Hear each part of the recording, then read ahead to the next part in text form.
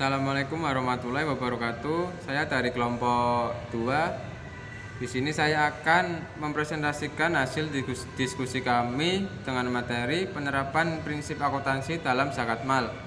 Sebelumnya, nama saya Badruddin 4117103 dan teman saya Aniroh 4118179. Menentukan syarat-syarat kewajiban zakat. Zakat adalah ibadah yang memiliki posisi sangat penting, strategis, dan menentukan, baik dilihat dari sisi ajaran Islam maupun dari sisi pembangunan kesejahteraan umat. Syarat-syarat sah pelaksanaan zakat dapat digolongkan menjadi 3 bagian. 1. Niat.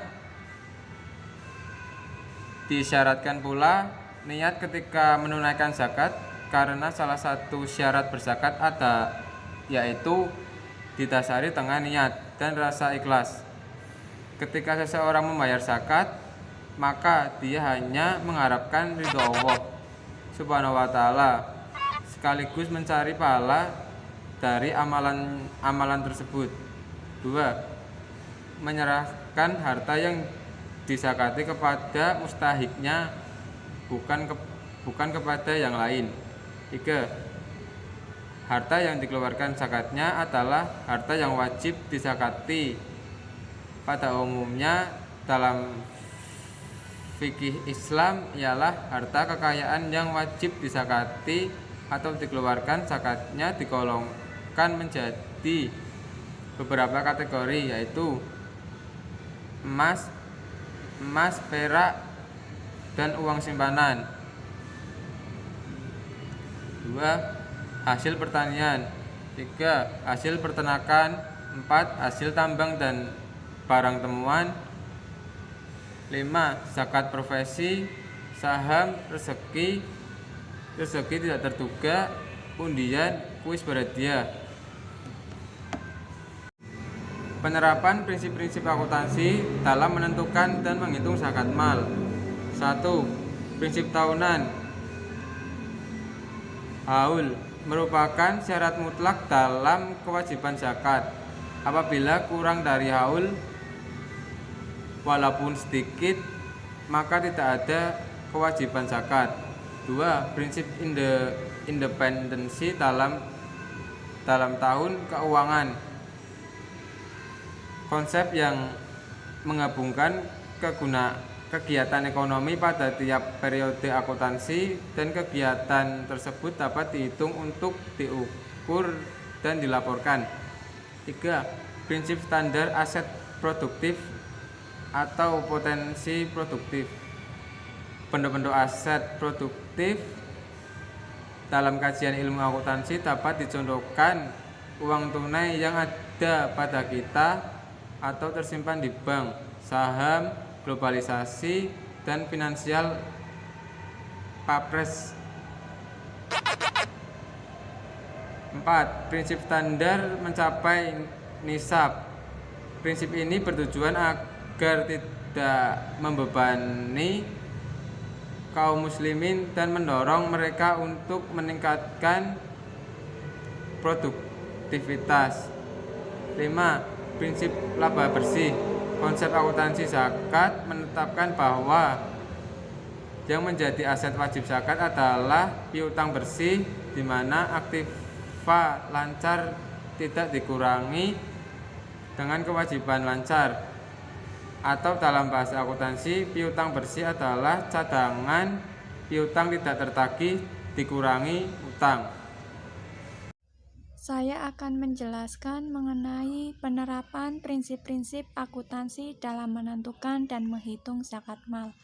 Yang pertama, prinsip tahunan atau haul. Haul merupakan syarat mutlak dalam kewajiban berzakat. Apabila kurang dari haul walaupun sedikit, maka tidak ada kewajiban untuk dizakati. Yang kedua, prinsip independensi dalam tahun keuangan, di mana konsep yang menggabungkan kegiatan ekonomi pada tiap periode akuntansi, dan kegiatan tersebut dapat dihitung untuk diukur dan dilaporkan. Yang ketiga, Prinsip standar aset produktif atau potensi produktif. Bentuk-bentuk aset produktif dalam kajian ilmu akuntansi dapat dicontohkan uang tunai yang ada pada kita atau tersimpan di bank, saham, obligasi, financial papers lainnya. Yang keempat, prinsip standar mencapai nisab.